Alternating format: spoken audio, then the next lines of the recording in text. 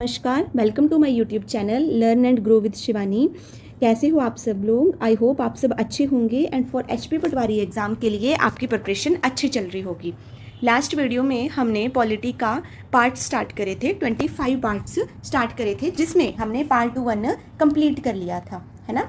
Part 1 में हमने part 1 में क्या आता है, union and it's territory. Union and it's territory जो इंक्लूड करता है कितने आर्टिकल्स को, आर्टिकल 1 से लेकर 4 तक। तो मैंने ये आपको सब बता दिया था।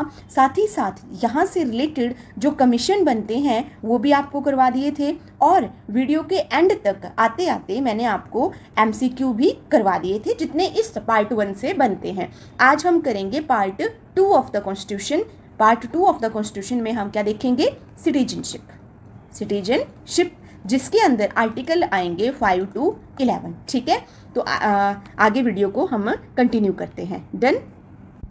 ये टेबल मैंने आपको लास्ट वीडियो में भी दिखाया था, जिसमें मैंने बोला था कि एक ट्रिक से दिखाया था कि you can fly directly from US to UP meet Shyamram. ठीक है, जिसमें से हम पार्ट 1 कर चुके हैं। क्या था part 1? Union and it's territory, और साथ में लिखा है कि इसके अंदर कौन कितने आर्टिकल आते हैं। तो आर्टिकल 1 से लेकर 4 तक कौन डील करता है, हमारा पार्ट 1 डील करता है। आज हम करेंगे, देखो ट्रिक से देखो, यू कैन से, सी से सिटीजनशिप। आज हम करेंगे पार्ट 2 मतलब सिटीजनशिप, जिसके अंदर आर्टिकल आते हैं आर्टिकल 5 to 11। ठीक है, तो ये टेबल मैंने आपको लास्ट वीडियो में भी दिखाया था। ऐसे ही हम चलेंगे, जैसे ये पार्ट 2 कंप्लीट हो जाएगा ना, उसके बाद हम करेंगे पार्ट 3 फंडामेंटल राइट, जिसके अंदर आर्टिकल आएंगे 12 से 35। तो जैसे जैसे हमारे पार्ट एक एक कंप्लीट होते जाएंगे ना, तो ये आपको ये टेबल याद करना ईजी लगेगा। ठीक है, पार्ट अभी अगर आप इस टेबल को याद करने बैठोगे तो आपको ये टफ लगेगा, बट जैसे जैसे हम एक्सप्लेनेशन से एक एक चीज को देख रहे हैं ना, तो आपके ये दिमाग में बैठ जाएंगे जैसे ही हमारी ये पॉलिटी की सीरीज कंप्लीट होगी। ठीक है, तो आइए वीडियो को कंटिन्यू करते हैं और सिटीजनशिप राइट को हम स्टडी करते हैं। तो सबसे पहले हमारा आएगा क्या, आर्टिकल नंबर 5। क्या आएगा, आर्टिकल नंबर 5। आर्टिकल नंबर 5 क्या बोल रहा है? अच्छा ठीक है, आर्टिकल समझने से पहले ना मैं आपको एक चीज़ बताती हूँ कि इंडिया के अंदर कैसी सिटीजनशिप देखने को मिलती है।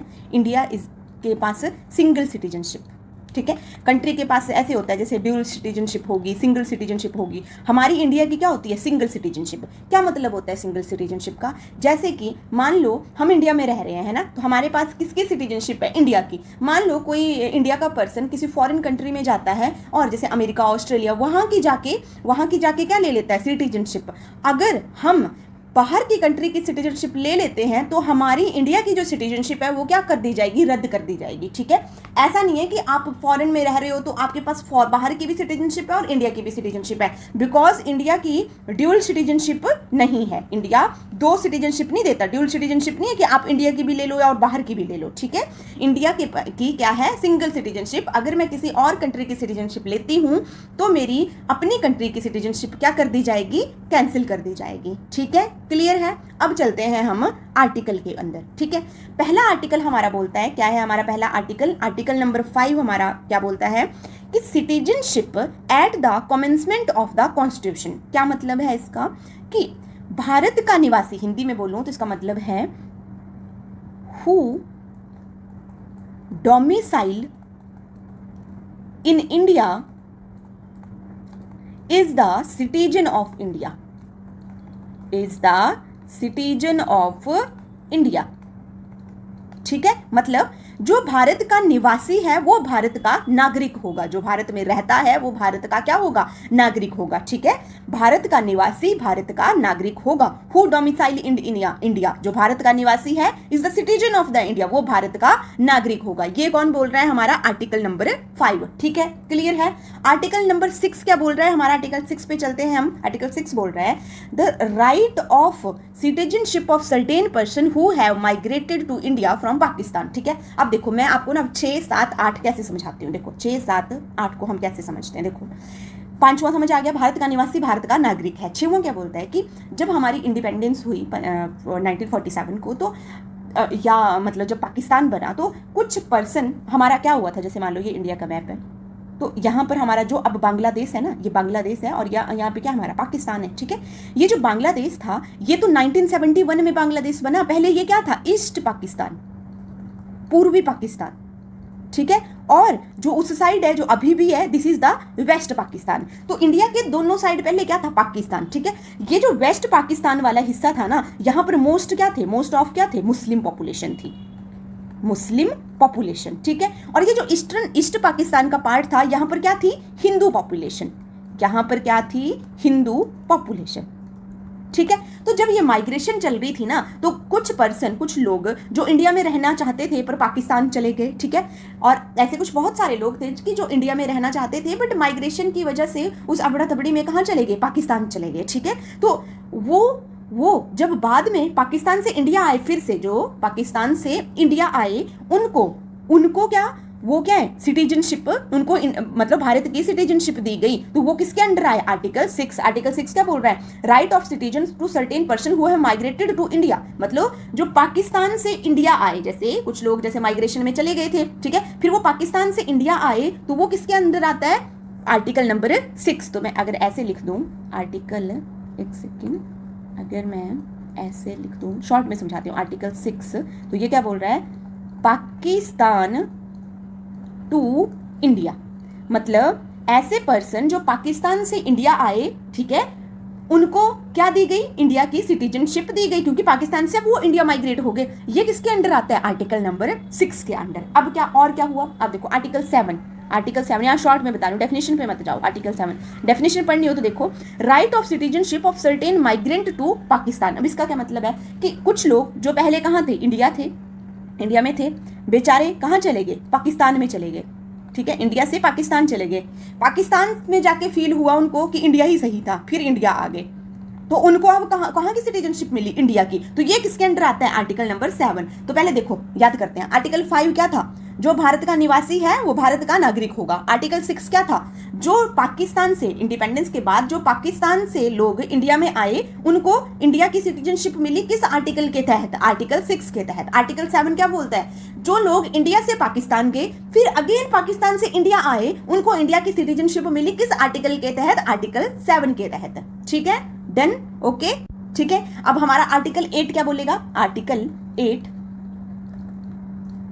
8वां आर्टिकल क्या बोलता है कि इंडिया के वो लोग जो इंडिपेंडेंस के टाइम इंडिया में नहीं थे, ठीक है इंडियन इंडिया के, बट इंडिया में नहीं थे, कहाँ थे, किसी फॉरेन कंट्री में थे, कहाँ थे, किसी फॉरेन कंट्री में थे। आफ्टर इंडिपेंडेंस वो कहाँ आए, इंडिया आए, तो इनको भी क्या मिली, इंडिया की सिटीजनशिप मिली, बट किस आर्टिकल के तहत मिली, आर्टिकल 8 के तहत, ठीक है। तो 5 से 8 देखो कैसे याद रखना, 5 भारत का निवासी, भारत का नागरिक, 6 क्या, पाकिस्तान से लोग इंडिया आए, उनको आर्टिकल 6 के तहत। 7 क्या, इंडिया से पाकिस्तान गए, पाकिस्तान से फिर इंडिया आए, आर्टिकल 7 के तहत। आर्टिकल 8 क्या, इंडिया के लोग जो फॉरेन में रहते थे बाद में इंडिया में आए, उनको इंडिया की सिटीजनशिप मिलेगी, किस आर्टिकल के तहत, आर्टिकल 8 के तहत, ठीक है, डन, ठीक है। आई होप आपको ये आर्टिकल समझ आ रहे होंगे। नेक्स्ट हम किस आर्टिकल पे चलेंगे, आर्टिकल नंबर 9 पे, ठीक है। जो मैंने साइड में लिखवाया ना, वो आपने क्या कर लेना है, नोट कर लेना है। अब आर्टिकल 9 क्या बोल रहा है, person voluntary acquiring citizenship of foreign state are not a citizenship. जैसे मैंने सबसे पहले बोला ना, सिंगल सिटीजनशिप क्या होती है, तो वो आर्टिकल 9 बोल रहा है कि अगर कोई पर्सन वॉलेंटरी अपनी मर्जी से किसी और कंट्री की सिटीजनशिप ले लेता है, तो क्या होगा, वो इंडिया का सिटीजन नहीं कहलाएगा, कि इंडिया की जो सिटीजनशिप होगी वो क्या कर दी जाएगी, कैंसिल कर दी जाएगी, रद्द कर दी जाएगी। ये कौन बोल रहा है, हमारा आर्टिकल नंबर 9, ठीक है, डन। अब आते हैं आर्टिकल 10 और 11 पे, ठीक है। अब पहले 10 से पहले ना हम क्या पढ़ेंगे, आर्टिकल 11 पढ़ेंगे, ठीक है। आर्टिकल 11 क्या बोलता है कि ये जो सिटीजनशिप की जो पावर है ना, पावर की कहाँ होगी, कैसे होगी, ये किसके अंडर है, parliament to regulate the right of citizenship by law. किसके पास है, पार्लियामेंट के पास। जैसे हमने लास्ट वीडियो में नहीं पढ़े थे, वो आर्टिकल नंबर 2 और 3 पढ़े थे कि भारत के बाहर के क्षेत्र को भारत में मिलाना, ये था आर्टिकल 2। आर्टिकल 3 क्या था, भारत के ही एग्जिस्टिंग क्षेत्र को भारत मॉडिफाई करना, रीनेम करना, चेंज करना, ये दोनों पावर किसके पास थी, पार्लियामेंट के पास। वैसे ही सिटीजनशिप की पावर किसके पास है, पार्लियामेंट के पास। 11 पढ़ रहे हैं हम, 11 क्या बोल रहा है कि जो पार्लियामेंट है, पार्लियामेंट के पास पावर है टू रेगुलेट सिटीजनशिप या और make law related to citizenship. Citizenship से रिलेटेड लॉ बनाना, make law related to citizenship, ये पावर किसके पास है? पार्लियामेंट के पास है। ठीक है, डन, ओके। अब 10वां देखो, अगर 5वां समझ आ गया आपको, आई होप समझ आ गया होगा, 6वां समझ आ गया, 7वां, 8वां, 9वां, ये तो हो गया। 11th कर लिया हमने कि पार्लियामेंट के पास पावर है। अब 10वां क्या बोलता है? देखो 10वां, अकॉर्डिंग टू दिस, इस डेफिनेशन को छोड़ो जरा सुनो, अकॉर्डिंग टू दिस, ये जो लॉ मेड बाय पार्लियामेंट ने जो लॉ बनाए हैं ना, 11 आर्टिकल में हमने पढ़ा कि पार्लियामेंट लॉ बनाएगी सिटीजनशिप से रिलेटेड। पार्लियामेंट ने जो लॉ बनाए हैं सिटीजनशिप से रिलेटेड, उनको कंटिन्यू किया जाएगा, मतलब उन्हीं को ही माना जाएगा। ये कौन बोल रहा है? आर्टिकल 10। तो आर्टिकल 10 और 11 ना एक दूसरे से मिलते जुलते हैं, मैं फिर से एक्सप्लेन कर रही हूँ। चलो शुरू से करते हैं। आर्टिकल 5 क्या बोलता है? आर्टिकल 5 बोल रहा है कि भारत का निवासी भारत का नागरिक होगा। This is article 5। ठीक है। आर्टिकल 6 क्या बोल रहा है? पाकिस्तान से जो लोग इंडिया आए उनको इंडिया की सिटीजनशिप दी गई अकॉर्डिंग टू आर्टिकल 6। ठीक है। आर्टिकल 7 बोल रहा है इंडिया के जो लोग पाकिस्तान चले गए या पाकिस्तान जाना चाहते थे बट बाद में रियलाइज होके या कुछ भी होकर बाद में फिर से इंडिया में आए, उनको सिटीजनशिप किसके तहत दी गई? आर्टिकल 7 के तहत। उनको कहाँ रखा गया? आर्टिकल 7 के तहत। आर्टिकल 8 क्या बोलता है कि इंडिया के वो लोग जो फॉरेन में रहते थे इंडिया के इंडिपेंडेंस के टाइम, वो कहाँ थे? फॉरेन में थे, बट बाद में इंडिया आए, उनको भी इंडिया की सिटीजनशिप दी गई आर्टिकल 8 के तहत। आर्टिकल 9 क्या बोलता है? अगर भारत का कोई निवासी, मतलब भारत का कोई सिटीजन अपनी मर्जी से किसी और कंट्री की सिटीजनशिप ले लेता है तो उसकी इंडिया की सिटीजनशिप, इंडिया की नागरिकता कैंसिल कर दी जाएगी आर्टिकल 9 के तहत।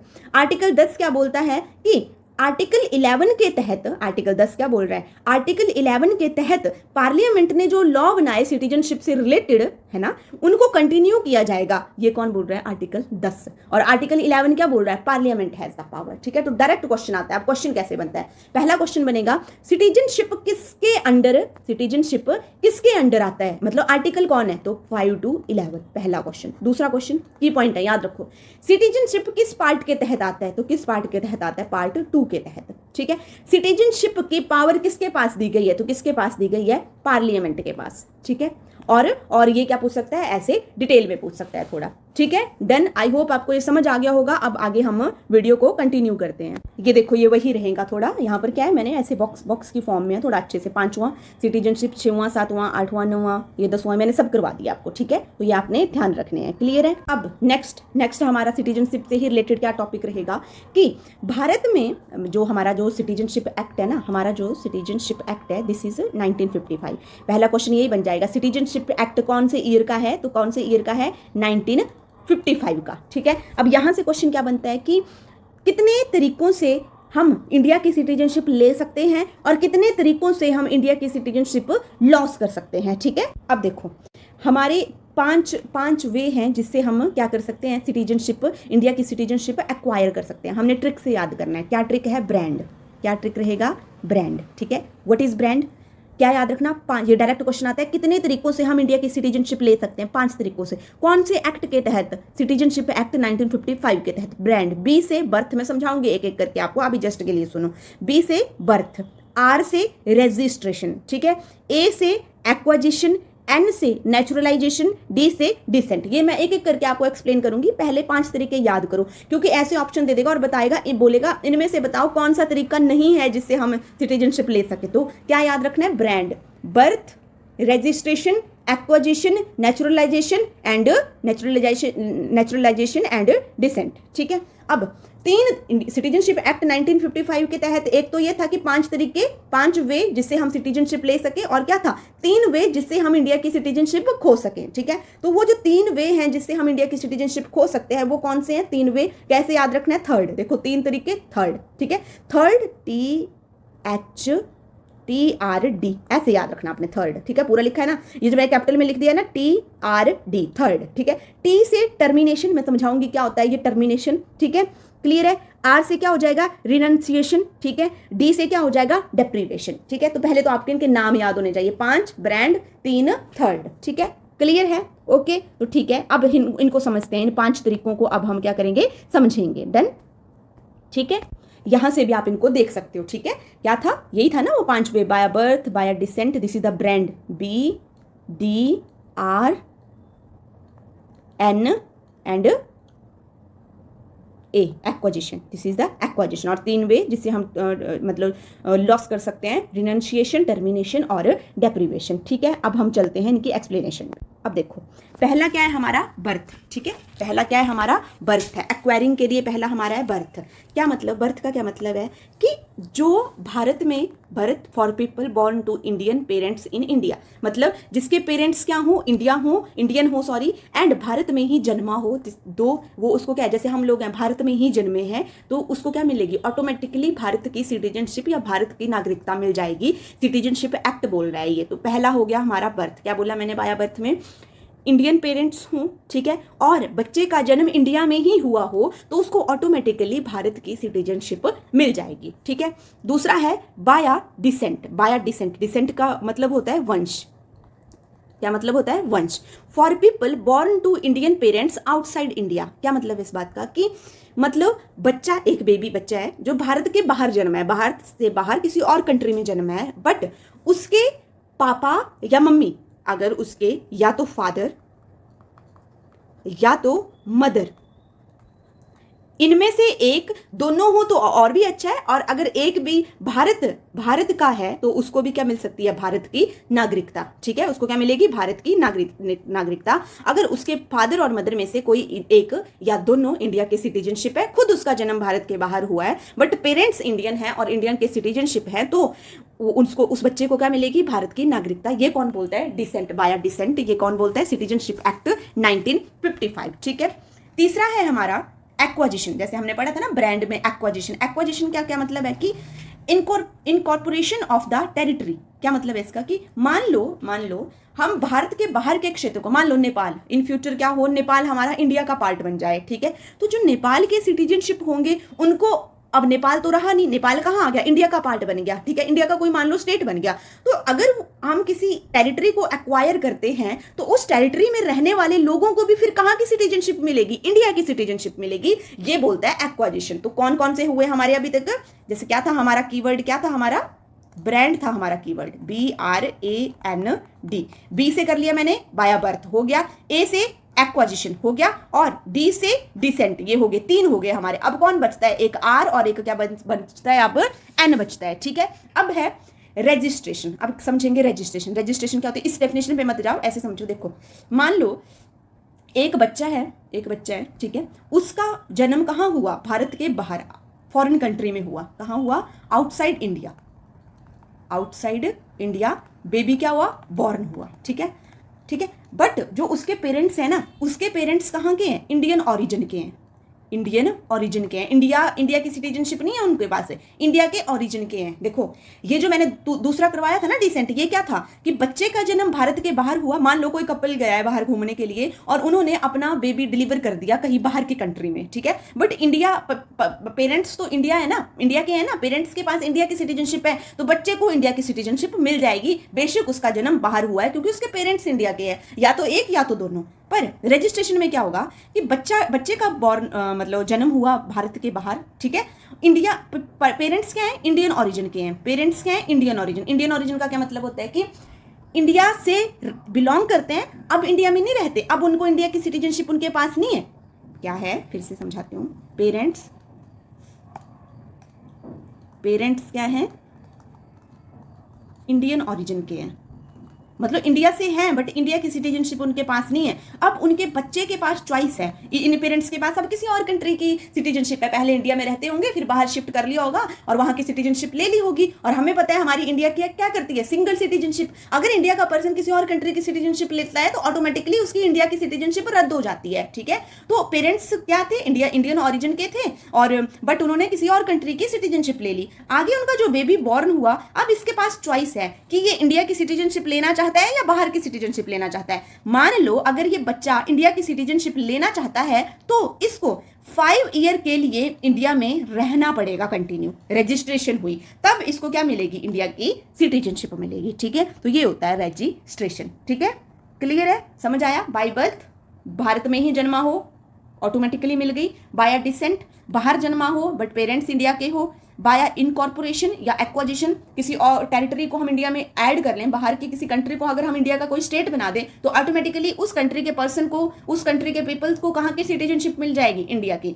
रजिस्ट्रेशन, रजिस्ट्रेशन क्या बोल रहा है कि पेरेंट्स इंडिया के थे बट उन्होंने इंडिया की सिटीजनशिप खो दी, क्यों? क्योंकि वो बाहर की सिटीजनशिप ले ली। बट इन फ्यूचर उनका बेबी चाहता है कि मुझे इंडिया की सिटीजनशिप लेनी है, तो उसको इंडिया में रजिस्टर करना पड़ेगा, 5 साल के लिए इंडिया में रहना पड़ेगा, ठीक है। नेक्स्ट एंड लास्ट क्या है हमारा, नेचुरलाइजेशन। नेचुरलाइजेशन याद रख, समझना है कैसे। ये क्वेश्चन आता है, रजिस्ट्रेशन के लिए इंडिया में कितने टाइम की रजिस्ट्रेशन होती है, कितने टाइम के लिए रहना पड़ेगा, तो कितना, 5 ईयर, ठीक है, याद रखना है, ठीक है। अब आता है नेचुरलाइजेशन। नेचुरलाइजेशन का क्या मतलब है कि इंडिया का है ही नहीं, ना इंडियन ओरिजिन का है, ना इंडिया के पेरेंट्स हैं, कुछ भी नहीं, इंडिया से कोई कनेक्शन ही नहीं है। देखो रजिस्ट्रेशन किसके लिए, रजिस्ट्रेशन किसके लिए, फॉर दोज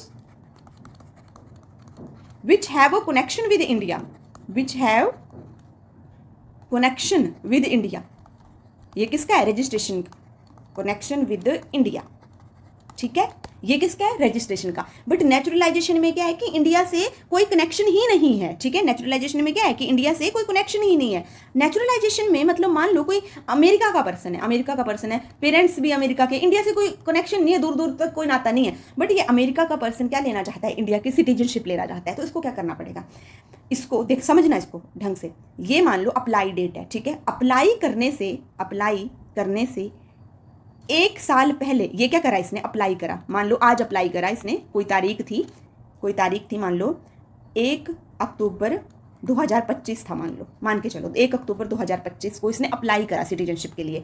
तो ये कब अप्लाई कर सकता है, अगर 1 अक्टूबर 2025 से 12 मंथ पहले, या 1 ईयर भी बोल सकती हूँ मैं, 12 मंथ पहले इंडिया में ही रह रहा हो, मतलब इंडिया में रहते हुए इसको 1 साल हो गया हो, तब ये अप्लाई करेगा। कौन से पर्सन के लिए, ये जिसका इंडिया से कोई दूर दूर तक नाता नहीं है, इंडिया से कोई ओरिजिन नहीं है, ना पेरेंट्स इंडिया के हैं, अगर वो इंडिया की सिटीजनशिप लेना चाहता है तो अप्लाई डेट से 1 साल पहले कंटिन्यू 12 मंथ के लिए या 1 ईयर के लिए वो इंडिया में ही रह रहा हो। एक कंडीशन ये हो गई। दूसरी कंडीशन पीछे को मैं ये समझा रही हूं ऐसे करके, ये 12 मंथ समझ दिखाई दे रहा है ना, 1 सेकेंड, ठीक है, 11 मंथ हो गया। दूसरी कंडीशन क्या है कि इन 12 मंथ से पहले, देखो 1 अक्टूबर 2025 को इसने अप्लाई करा, इसका मतलब 2024 1 अक्टूबर से वो इंडिया में ही रह रहा है कंटिन्यू, ठीक है। और उसके पीछे 14 साल, 14 ईयर, इससे पीछे 14 ईयर देख लो, 2024 से पीछे 14 ईयर्स देख लो, इन 14 ईयर में वो एटलीस्ट 11 ईयर इंडिया में रहा हो, 11 ईयर इंडिया में रहा हो। तो टोटल कितने ईयर हो गए, 11 ईयर ये, 11 ईयर ए, 12 मंथ ये। तो नेचुरलाइजेशन के लिए पर्सन को, बंदे को 12 ईयर के लिए इंडिया में रहना होगा। समझ आया? फिर से कंटिन्यू रिपीट करती हूँ, हो सकता है कंफ्यूजन हो। देखो बाया बर्थ आपको आई होप समझ आ गया होगा, है ना। मुझे नहीं लगता बाया बर्थ में आपको कोई कंफ्यूजन होगा, बाया डिसेंट में कोई कंफ्यूजन नहीं होगा, बाया रजिस्ट्रेशन 5 ईयर वाला, इनकॉर्पोरेशन वाला नहीं होगा कंफ्यूजन। नेचुरलाइजेशन फिर से समझो, नेचुरलाइजेशन किन लोगों के लिए है, पहली बात जो इंडिया के नहीं है और इंडिया से उनके पेरेंट्स का भी कोई लेना देना नहीं है, कोई ओरिजिन नहीं है, ठीक है। बट फॉरेनर चाहते हैं कि मुझे इंडिया में रहना है, ठीक है, इंडिया की सिटीजनशिप लेनी है, तो उसको क्या करना पड़ेगा, अप्लाई डेट से पहले, अगर मान लो वो आज अप्लाई कर रहा है, इस अप्लाई डेट से 12 मंथ पहले वो इंडिया में कंटिन्यू रह रहा हो, है ना, तभी वो अप्लाई कर सकता है। अगर 1 साल से वो इंडिया में ही रह रहा हो, एक कंडीशन ये हो गई। दूसरी कंडीशन, उन 12 मंथ से पहले भी 14 ईयर में, उन 12 मंथ से पहले 14 ईयर में एटलीस्ट 11 साल वो इंडिया में रहा हो, ठीक है।